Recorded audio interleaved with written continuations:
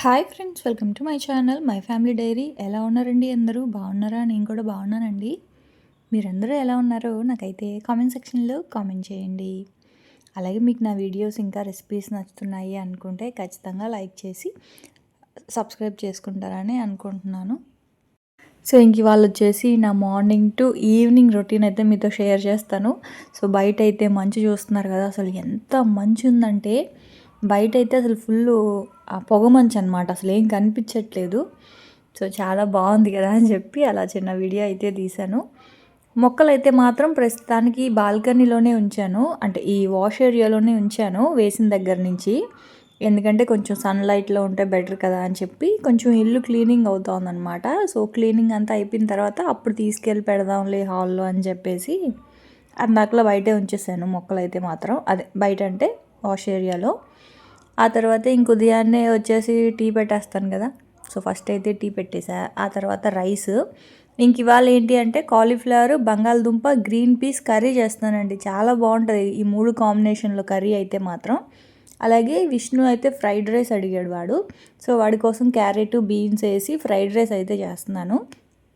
యాక్చువల్గా అయితే పాపం చపాతీ అడిగాడండి. కాలీఫ్లవర్ తోటి చపాతీ చాలా ఇష్టం అనమాట పిల్లలకి. కాకపోతే ఇంక ఇప్పుడు మళ్ళీ చపాతీ చేసే అంత టైం లేదు. ఉదయాన్నే అసలు ఈ చలికి వంటగదిలోకి రావాలంటేనే బద్ధకంగా ఉంది. అసలు అంత హుషారుగా చేయలేకపోతున్నాను అనమాట. అందుకే నేను ఈ మధ్య అయితే అస్సలు మార్నింగ్ వ్లాగ్సే పెట్టట్లేదు. ఎందుకంటే లెగడం కాస్త లేట్ అయిపోతుంది, ఇంకా వీడియో తీస్తే ఇంకా లేట్ అయిపోద్ది కదా అని చెప్పేసి లెగడమే 6:30, 7 అయిపోతుంది. అందుకే అస్సలు ఈ మధ్య మార్నింగ్ వ్లాగ్సే షూట్ చేయట్లేదు అనమాట. సో ఇవాళ ఎందుకో కొంచెం ఎర్లీగానే లేచాను.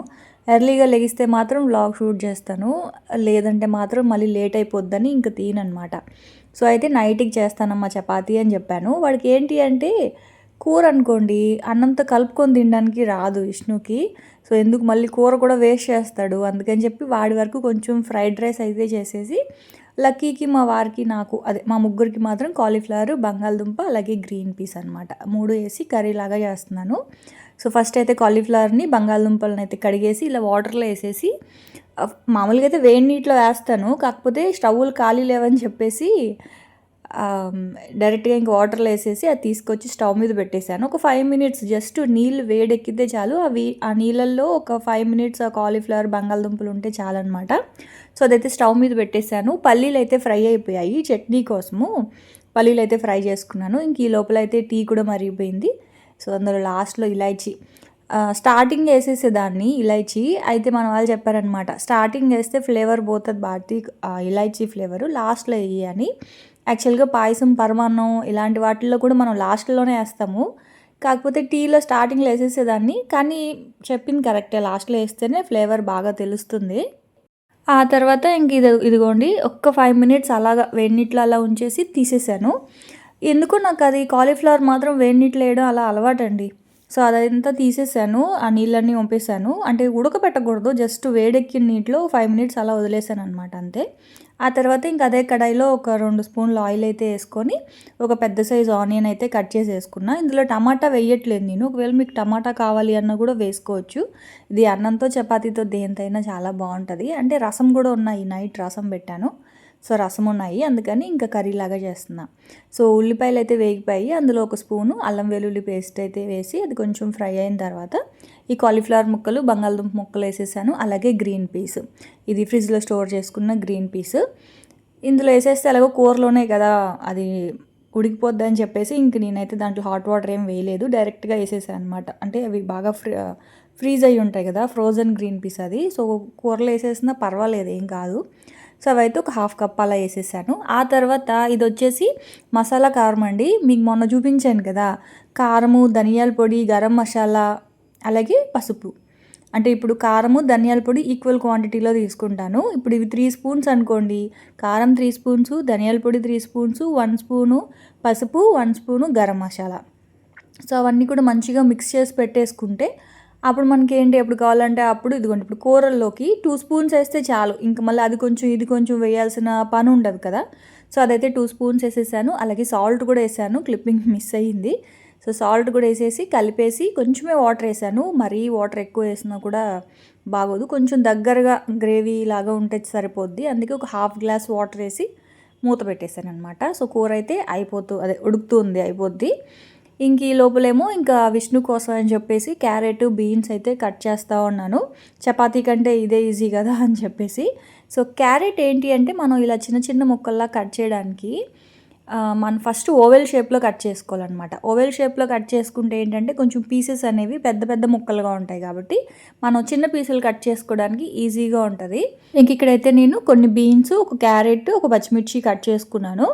ఆ తర్వాత ఒకవైపు ఏమో కూర ఉడుకుతుంది, కాలీఫ్లవర్, బంగాళదుంప. ఇంకోవైపు ఏమో దోశలు వేస్తూ ఉన్నాను. అలాగే ఇటువైపు కడాయిలో విష్ణుకేమో ఫ్రైడ్ రైస్ చేస్తూ ఉన్నాను. అసలు స్టవ్లు ఖాళీ లేవు. అలా ఉదయం పూట ఇంకా అంతే కదా. సో ఇదిగోండి, ఈ కడాయిలో ఒక 2 స్పూన్స్ ఆయిల్ అయితే వేసుకున్నాను. వేసేసుకొని ఫస్ట్ అయితే అందులో ఒక 1/2 స్పూన్ వెల్లుల్లి దంచి పెట్టుకుంటాను కదా నేను మిక్సీ చేసి. సో అది ఒక 1/2 స్పూన్ వెల్లుల్లి పేస్ట్, తర్వాత ఒక 1/2 ఆనియన్ అయితే వేసేసాను. అది వేగుతూ ఉంది. అది వేగే లోపల ఇంకోవైపు దోశలు వేస్తూ ఉన్నాను అనమాట.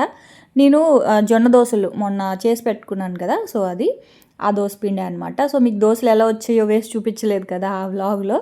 సో ఇప్పుడు చూపిస్తానులేండి. సో ఒకవైపు అయితే దోశలు అయితే కాలుతూ ఉన్నాయి. ఇంక ఉల్లిపాయ వేగిపోయిన తర్వాత వెజిటేబుల్స్ కూడా వేసేసాను. యాక్చువల్గా క్యాబేజీ కూడా వేసుంటే బాగుండేది, కాకపోతే క్యాబేజీ కట్ చేయలేక ఇంక ఓన్లీ బీన్స్, క్యారెట్ ఒకటే వేసుకున్నాను అనమాట.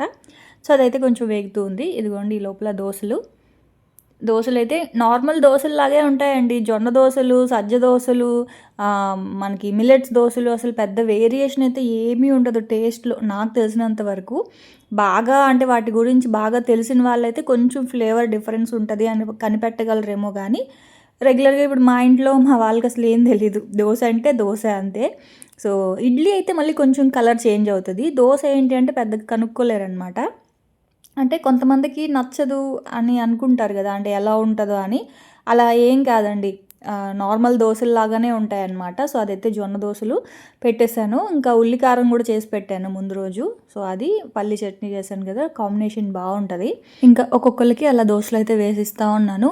ఆ తర్వాత ఇంకా వెజిటేబుల్స్ అయితే వేగిపోయాయి కదా, వేగిపోయిన తర్వాత రైస్ వేసేసాను. రైస్లో కొంచెం సాల్ట్, కొంచెం అప్పటికప్పుడే దంచుకున్నాను, కొంచెం మిరియాల పొడి, కొంచెం చిల్లీ ఫ్లేక్స్, పిజ్జా సీజనింగ్ ఉంటే అది కూడా ఒక 1/2 స్పూన్ వేసుకోండి. అంటే మనకి ఇవి ఇస్తారు కదా ఆరిగానో, అవి కూడా కొంచెం వేసుకుంటే బాగుంటుంది. కాకపోతే యాక్చువల్గా నా దగ్గర ఉంది, ప్యాకెట్ ఓపెన్ చేయలేదు. ఇప్పుడు ప్యాకెట్ ఓపెన్ చేయడానికి బద్ధకం, అందుకే వేయలేదనమాట. ఓన్లీ మిరియాల పొడి, చిల్లీ ఫ్లేక్స్, ఆ తర్వాత ఇదేంటి వెల్లుల్లి అదొకటే వేసా. సో అదైతే ఫ్రైడ్ రైస్ అయిపోయింది. ఆ తర్వాత కూర కూడా అయిపోయింది. ఇదిగోండి, ఇది చపాతీతో చాలా బాగుంటుందండి. సో ఇప్పుడు ఏంటి అంటే కొంచెం వాళ్ళకి పెట్టేయంగా ఇంకా కొంచెం కూర మిగిలింది. సో నైట్కి పక్కన పెట్టేశాను అనమాట. ఇంకా కూర ఏంటి అంటే నైట్కి చపాతీతోటి సరిపోతుంది మాకైతే. సో ఇదిగోండి, బాక్సుల్లోకి అయితే తీసేస్తూ ఉన్నాను. దోశలు చూసారు కదా ఎంత ఎర్రగా వచ్చాయో. మనకి అటుకులు వేసుకుంటే దోశలు అనేవి బాగా ఎర్రగా వస్తాయండి. ఒకవేళ అటుకులు లేకపోతే కొంచెం అన్నం కొంచెం ఎక్కువ వేయకండి, మళ్ళీ అన్నం ఎక్కువ వేస్తే స్వీట్ వచ్చేస్తుంది. సో కొంచెం అన్నం వేసుకోవచ్చు. మొరమరాలు కానీ, కొంచెం అన్నం కానీ, అటుకులు కానీ, ఇవేవీ లేవు అనుకుంటే దోశ పిండిలో కొంచెం వాటర్ మిక్స్ చేసి, కొంచెం ఒక గరిటె దోశ పిండిని తీసుకొని మనం కొంచెం వాటర్ మిక్స్ చేసి అలా కూడా మనం ఉడికించి కనుక మిక్స్ చేస్తే అది కూడా దోశలు ఎర్రగా వస్తాయి. సో కొంతమంది చూస్తాను బయట నుంచి ప్యాకెట్లు తెచ్చుకుంటాం కదా ఎప్పుడైనా, అసలు ఎందుకో ఆ దోశలు వాళ్ళకి ఈ టిప్ తెలీదో ఏమో నాకు తెలియదు, కానీ తెల్లగా ఉంటాయండి. అసలు ఎంత కాల్చినా సరే దోశలు ఎర్రగా మాత్రం రావు. సో ఎవరైనా అట్లా దోశలు ఎర్రగా రావట్లేదు అనుకుంటే ఈ టిప్స్ ఫాలో అవ్వండి. ఆ తర్వాత ఇది వచ్చేసి బూందీ చెక్కీ అండి. అసలు మామూలుగా నేను ఈ బూందీ మిఠాయి అంటారు కదా, సో బూందీ మిఠాయి, బూందీ చెక్కీ ఇలా అంటారు. అయితే తెలిసిన ఆంటీ ఇచ్చారనమాట అది. అసలు మామూలుగా అయితే మేము నేనైతే పెద్దగా తినను అలాంటివి. అంటే చెక్కీ, పల్లి చెక్కీ కానీ, ఇలా బూందీ చెక్కీ కానీ, ఇలాంటివి ఎందుకో నాకు పెద్దగా ఇష్టం ఉండదు. కానీ చాలా బాగుందండి, చాలా టేస్టీగా ఉంది. నాకైతే ట్రై చేయాలనిపించింది. ఎప్పుడు లడ్డూ చేస్తాం కదా, సో లడ్డు కాకుండా ఇలాగ బూందీతో చెక్కీ చేయాలి అనిపించింది. నేనైతే చాలా తిన్నాను, చెప్పాలంటే ఆ 1/2 పీస్ నేనే తినేసానేమో నైట్. సో అంత నచ్చింది. ఈసారి ఒకసారి ఆ రెసిపీ ట్రై చేయాలి. ఎలాగో ఇంకా సంక్రాంతి వస్తుంది కదా, సో పిండి వంటలు. సో అప్పుడు ట్రై చేద్దాము. ఆ తర్వాత అండి వీళ్ళకి లంచ్ బాక్సులు ఇచ్చేసి వీళ్ళని పంపించిన తర్వాత అసలు ఎంత పని అంటే క్లీనింగ్ పెట్టుకున్నాను. ఒక్కొక్కటిగా క్లీన్ చేసుకున్నాము, ఒక్కొక్క రూమ్గా అని చెప్పి. ఫస్ట్ అయితే కిచెన్తోనే స్టార్ట్ చేశాను. అంటే నన్ను అడిగారు, ఇది వరకు కూడా చాలామంది అడిగారు, నేనప్పుడు కాక్రోచ్ జెల్ పెట్టాను కదా! అది పెట్టిన దగ్గర నుంచి బొద్దింకలు వస్తున్నాయా? రావట్లేదా భారతి అని చెప్పి. నిజానికి కాక్రోచ్ జెల్ పెట్టిన షెల్ఫుల్లో మాత్రం బొద్దింకలైతే రాలేదండి. ఇప్పుడు నేను ఈ షెల్ఫ్ వీటిల్లో పెట్టాను. నేను ఫ్రిడ్జ్ పక్కన ఒకటుంటది కదా కబోర్డు. సో, దాంట్లో అయితే నేనేం కాక్రోచ్ జెల్ పెట్టలేదు. సో, దాంట్లో అయితే కాక్రోచెస్ వస్తున్నాయి. క్రోకరీ యూనిట్ అనమాట. దాంట్లో ఈ పింగాణివి, గ్లాస్‌వి అవి ఉంటాయి. సో, అక్కడైతే వస్తున్నాయి కాక్రోచులు. కాకపోతే నా దగ్గర కాక్రోచ్ జెల్ లేదు. హిట్ తెప్పించాను. ఇంటికి దగ్గరలో షాప్ ఉంటే ఆ షాప్‌లో జెల్ లేదంట. హిట్టే ఉందంటేను హిట్ తెప్పించాను. సరే ఏదో ఒకటిలే ప్రస్తుతానికి అని చెప్పేసి ఆ హిట్ తెప్పించి క్లీన్ చేసి పెడతా ఉన్నాను. ఇక్కడైతే మాత్రం జెల్ ఆ కార్నర్స్‌లో పెట్టేశాను కదా! సో, అసలేం బొద్దింకలైతే లేవు. కానీ నాకేంటంటే అలవాటు అంటే 2 మంత్స్‌కి ఒకసారి ఇలా తీసి క్లీన్ చేయడము. నార్మల్‌గా హిట్ కొట్టేసి చీపురుతో తుడిచేసి మళ్ళీ ఆ గిన్నెలన్నీ కూడా అందులో పెట్టేస్తా ఉన్నాను. జెల్ పెడితే మాత్రం నిజంగానే రాలేదండి. కాకపోతే ఒక దగ్గర కాదు చాలా దగ్గరలో పెట్టాలి జెల్ అనేది. మనం ఈ మెయిన్‌గా ఇవి గిన్నెలు మనం ఎక్కువ వాడుతూ ఉంటాం కదా! సో, వీటి వరకు పెట్టాను. వీటి వరకే కాదు షింక్ కింద, ఆ తర్వాత క్రోకరీ యూనిట్‌లో పెట్టాలి. ఆ తర్వాత నాకు తెలిసి చాలా దగ్గరలో పూజా మందిరంలో కూడా అక్కడక్కడ ఆ జెల్ పెట్టేస్తే రాకుండా ఉంటాయి. పూజా మందిరంలో ఎక్కువ ఉండవు కానీ, కాకపోతే 1, 2 ఎందుకంటే ఇవి కబోర్డ్స్ కదండీ! ఈ చెక్క కబోర్డుల వల్ల ఏంటి అంటే ఖచ్చితంగా కాక్రోచెస్ అనేవి వస్తాయి. సో, అది మాత్రం మనం కొంచెం చూసుకుంటూ ఎప్పటికప్పుడు క్లీన్ చేసుకుంటూనే ఉండాలి. సో, మీరు చూస్తున్నట్టయితే చూడండి. ఇప్పుడు ఈ షెల్ఫుల్లో అంతా కూడానా ఇప్పుడే కదా పేపర్స్ తీశాను. ఎక్కడ కూడా బొద్దింకలైతే లేవు. చూస్తున్నారు కదా మీరే. కానీ నేనెందుకు కొంచెం హిట్ అయితే కొట్టాను. లైట్‌గా హిట్ అయితే కొట్టాను. మళ్ళీ ఎక్కువ హిట్ కొట్టినా కూడా ఏమవుద్దంటే ఆ గిన్నెలు పెడతాం కదా! ఆ గిన్నెలకి ఆ వాసనంతా పట్టేస్తుంది. అందుకని చెప్పి లైట్‌గా అయితే హిట్ కొట్టాను. ఎందుకంటే వాటిలో ఎక్కువ బొద్దింకలేం లేవు కదా అని చెప్పేసి లైట్‌గా హిట్ కొట్టేసి ఆ పేపర్‌లన్నీ మళ్ళీ దులిపేసి మళ్ళీ గిన్నెలన్నీ కూడా నీట్‌గా ఆర్గనైజ్ చేసేసాను. ఎక్కడ గిన్నెలు అక్కడ. ఇటువైపు మాత్రం ఇంకా హిట్ కొంచెం ఎక్కువే కొట్టాను. అంటే ఈ క్రోకరీ యూనిట్ దగ్గర మాత్రం కొట్టాను. సో, నేనైతే లాస్ట్ టైమ్ కాక్రోచ్ జెల్ అనేది మీషోలో తెప్పించానండి. మళ్ళీ ఆర్డర్ పెడితే మనకి రావడానికి కనీసం 1 వీక్ 10 డేస్ పడతాయి కదా! సరేలే అని చెప్పి ఇంక నేనైతే హిట్టే కొట్టేసాననమాట. ఇదిగోండి ఇంకా అవన్నీ సర్దేశాను మళ్ళీ గిన్నెలు అవన్నీ గూడాన. ఆ తర్వాత ఈ కొన్ని కప్స్ అవన్నీ ఉంటే చేత్తో కడగాల్సినవి ఉంటే కడిగేశాను. ఇప్పుడు ఇటువైపు చూడండి అసలు క్రోకరీ యూనిట్ అయితే వచ్చినప్పుడు సర్దిందే అనమాట. మళ్ళీ మధ్యలో అసలు ఎప్పుడు కూడా సర్దలేదు నేను. అంటే ఇంట్లో చేరినప్పుడు నీట్‌గా సర్దాను గదా! అప్పుడు సర్దిందే.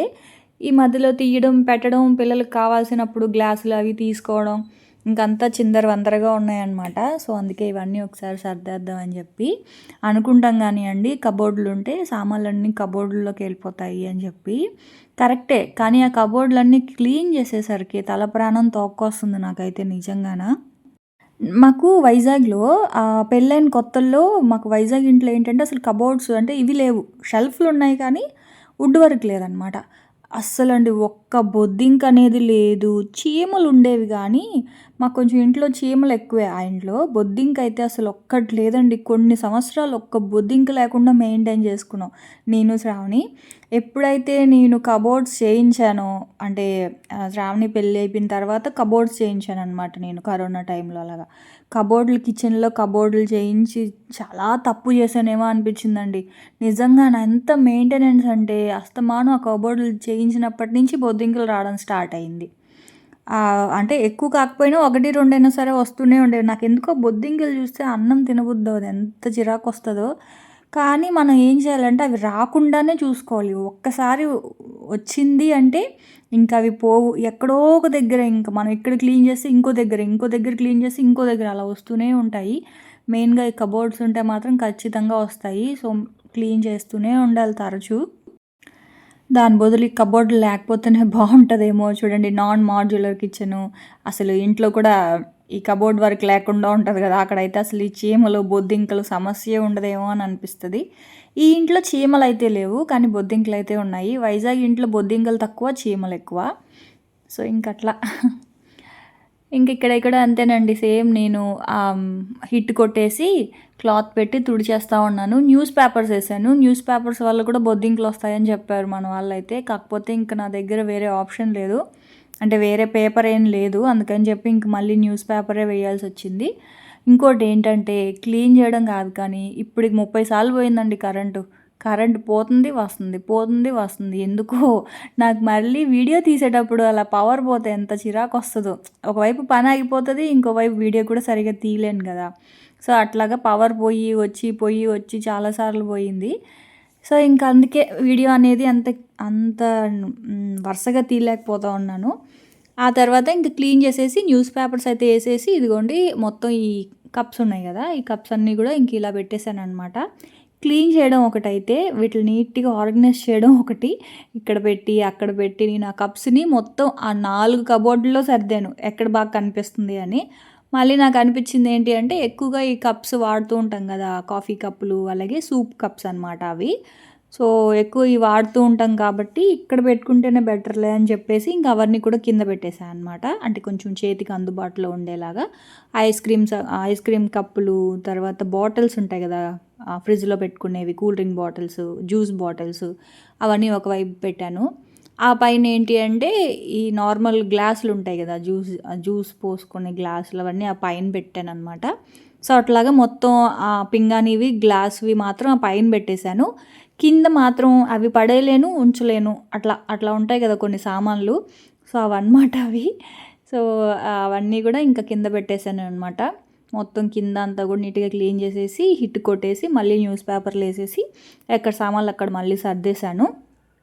ఆ తర్వాత ఇంక ఇక్కడ కూడా ఒకసారి ఇది ఉంది కదా ఓవెను. సో, ఓవెన్ కాదు ఓటీజీ కూడా ఒకసారి క్లీన్ చేసేసి అంటే క్లీన్‌గానే ఉంది. నేను పెద్దగా ఏం వాడను కదా! అయినా ఒకసారి లోపలంతా ఒకసారి క్లీన్ చేసేసాను. ఆ తర్వాత మళ్ళీ ఎక్కడివి అక్కడైతే పెట్టేసాననమాట. ఇంక ఇవైతే ఫ్రూట్సు. ఫ్రూట్ కస్టర్డ్ అయితే చేస్తున్నానండి. స్ట్రాబెర్రీస్ ఉన్నాయన్నమాట. ఇప్పుడు సీజన్ కదా! సో, ముందు రోజైతే బయటికెళ్ళాము. ఇంకెళ్ళి ఫ్రూట్స్ అయన్నీ తెచ్చాననమాట. సో, అయితే స్ట్రాబెర్రీస్ ఉన్నాయి. కొన్నైతే తినేసారు. కొన్నే ఉన్నాయి. సో, స్ట్రాబెర్రీ తోటి నేనైతే కస్టర్డ్ చేద్దాం. ఎంత బావుందంటే స్ట్రాబెర్రీ కస్టర్డ్ చాలా బావుందండి. ఇంకొన్ని ఎక్కువ స్ట్రాబెర్రీస్ కనుక్కుంటే ఇంకా చాలా బావుంటదేమో అనిపిచ్చింది. సో, ఇంకా అలా అన్నీ సర్దేశాననమాట. సర్దేసి కస్టర్డ్ చేద్దాం అని చెప్పేసి ఒక ప్యాకెట్ పాలైతే స్టవ్ మీద పెట్టేశాను. పాలైతే మరగాలి. సో, అవి మరిగే లోపల ఇంక ఇక్కడంతా కూడా ఒకసారి తుడిచేస్తే ఓ పనైపోద్ది కదా! సో, ఒక ప్యాకెట్ పాలల్లో నేను ఒక గ్లాస్ వాటర్ అయితే ఏసాను. నేను పాలని చాలా సేపు మరిగిస్తానండి. ఆ ఒక గ్లాస్ వాటర్ అంతా ఆవిరైపోయే వరకు పాలు బాగా మరగాలనమాట. సో, సిమ్‌లో పెట్టేశాను. ఆ తర్వాత ఇంక ఇక్కడైతే మొత్తం అంతా డస్ట్ ఉంది కదా! సో, అదంతా క్లీన్ చేస్తా ఉన్నాను. ఒక్కొక్కటిగా క్లీన్ చేసుకుంటా ఉన్నానండి. అంటే మొత్తం ఒకటేసారి అయితే క్లీన్ చేయలేం కదా! సో, ఈ ఫ్యాన్లు, కిటికీలు ఇవి మాత్రం సండే పెట్టుకున్నాను. హాలిడే రోజు ఏంటి అంటే మా వారు గాని, పిల్లలు, మామయ్య అట్లా ఉంటే క్లీన్ చేస్తారు. కాకపోతే మామయ్య ప్రస్తుతానికి శ్రావణి దగ్గరికెళ్లారు. సో, ఎప్పుడొస్తారో ఇంకా తెలీదనమాట. సో, ఇంకా అందరూ ఉన్నప్పుడు క్లీన్ చేయడమే. నేను ఎంతవరకు క్లీన్ చేయగలనో అవన్నీ నేనైతే క్లీన్ చేసుకుంటా ఉన్నాను. స్లోగా ఒక్కొక్కటిగాన. మెయిన్‌గా ఈ అనుకుంటాం గానీ ఎంత క్లీన్ చేసినా దుమ్ము, డస్ట్ వచ్చేస్తా ఉంటది. బూజు, డస్ట్ మాత్రం మనకు కనిపించినప్పుడల్లా క్లీన్ చేస్తూనే ఉండాలి. లేకపోతే ఇల్లంతా బాగా మట్టి పట్టినట్లుగా డస్ట్‌గా ఉంటది కదా! సో, నేను మాత్రం అది వారంలో ఒకసారైనా అలా చెక్ చేస్తూ ఉంటా అనమాట. ఎక్కడైనా బూజులున్నాయా లేకపోతే ఏంటి అని చెప్పేసి. సో, ఇళ్ళైతే తుడిచేసాను. ఆ తర్వాత ఇంకా ఫ్రూట్ కస్టర్డ్ చేస్తానని చెప్పాను కదా! సో, ఫ్రూట్స్ అయితే కట్ చేసుకుంటా ఉన్నాను. స్టవ్ మీద పాలైతే మరుగుతా ఉన్నాయి. అవి మరిగే లోపల ఫ్రూట్స్ అయితే కట్ చేసేసుకుంటే ఆ తర్వాత కస్టర్డ్ కలిపేయడమే అనమాట. అయితే ఏంటంటే ఇక్కడ నేను యాపిలు, దానిమ్మ ఆ తర్వాత ఇదేంటి స్ట్రాబెర్రీస్, ఆరెంజ్ తీసుకున్నాను. కానీ ఆరెంజ్ అయితే వేయలేదు. స్ట్రాబెర్రీస్ అయితే తీసుకున్నాను కానీ నిజం చెప్తానండి స్ట్రాబెర్రీస్ ఇంకా కొన్ని ఉంటే బాగుండేమో అనిపించింది. ఇంకొక 2, 3 ప్యాకెట్స్ అంటే ఇంకా యాపిలు ఆ తర్వాత ఈ పొమోగ్రానేట్ కాకుండా ఓన్లీ స్ట్రాబెర్రీస్తోనే గనుక కస్టర్డ్ చేసుంటే ఎంత బాగుందో అనిపించింది నాకైతే మాత్రం. ఇంకా మంచిగా ఇంకా ఎక్కువ వేసుంటే దాని ఫ్లేవర్ ఇంకా బాగుండేది. సో, కొన్ని స్ట్రాబెర్రీస్, ఒక యాపిల్, ఒక దానిమ్మ అయితే తీసుకున్నాను. ఆరెంజ్ అయితే వేయలేదు ఎందుకో. అంటే కొంచెం పుల్లగా ఉన్నాయి. అందుకే వేయలేదు అది. మరీ టేస్ట్ డామినేట్ చేసినట్టు ఉంటదని చెప్పి. ఆ తర్వాత ఫ్రూట్స్ అయితే కట్ చేసి ఫ్రిడ్జ్‌లో పెట్టేసాను. ఇంక ఇక్కడైతే కస్టర్డ్ చేస్తున్నాను. పాలు బాగా మరిగిపోయాయి. మీ దగ్గర కస్టర్డ్ పౌడర్ ఉంటే కస్టర్డ్ పౌడర్ ఒక 3 స్పూన్స్ అయితే ఏసుకోండి. నా దగ్గర కస్టర్డ్ పౌడర్ లేదు. అందుకే కార్న్‌ఫ్లోర్ ఇదైతే ఒక 3 స్పూన్స్ కార్న్‌ఫ్లోర్ అలాగే కొంచెం వెనిలా ఎసెన్స్ ఒక 5 డ్రాప్స్, కొంచెం ఫుడ్ కలరు అంతే. అదే కస్టర్డ్. మీరు బయట నుంచి తెచ్చుకున్నా సరే అదే కస్టర్డ్. చాలా వీడియోస్‌లో చెప్పే ఉంటాను. సో ఇక్కడ ఏంటి అంటే ఇవాళ నేను కస్టర్డ్ అనేది కొంచెం థిక్‌గా చేసుకుంటున్నాను. మామూలుగా అనుకోండి పల్చగా చేస్తాను, కొంచెం పల్చగా. సో ఇవాళ ఏంటి అంటే కొంచెం గట్టిగా చేస్తున్నాననమాట. ఎందుకంటే ఇప్పుడు నేను స్ట్రాబెర్రీ ఏసాను కదా! సో స్ట్రాబెర్రీ గానీ, కివి గానీ, గ్రేప్స్ గానీ ఇట్లా కొంచెం పులుపు ఉంటాయి చూడండి. పులుపుగా ఉన్న ఫ్రూట్స్ ఏదైనా వెయ్యాలి అన్నప్పుడు పల్చగా గనక కస్టర్డ్ ఉంది అనుకోండి విరిగిపోతది. అంటే ఆ పులుపుకి విరిగిపోయి మనకి ఎలా అయిపోద్దంటే ముక్కలు ముక్కలుగా అలా వాటర్ అంతా సెపరేట్ అయిపోయి, పాలంతా సెపరేట్ అయిపోయి అలా విరిగినట్టు అయిపోతది పక్క రోజుకి. సో అందుకని ఇలా కొంచెం గట్టిగా చేసుకున్నామనుకోండి. ఇప్పుడు మీరు హాఫ్ లీటర్‌కి 2 స్పూన్స్ వేస్తారు కదా మామూలుగా. మీరిక్కడ 3 స్పూన్స్ ఏసుకోండి. 3 స్పూన్స్ కార్న్ ఫ్లోర్ లేదంటే కస్టర్డ్ పౌడర్ మీ ఇష్టం. 3 స్పూన్స్ ఏసుకుంటే ఏంటవుతదంటే గట్టిగా ఉంటదనమాట ఐస్ క్రీమ్ లాగాన. సో ఇదిగోండి.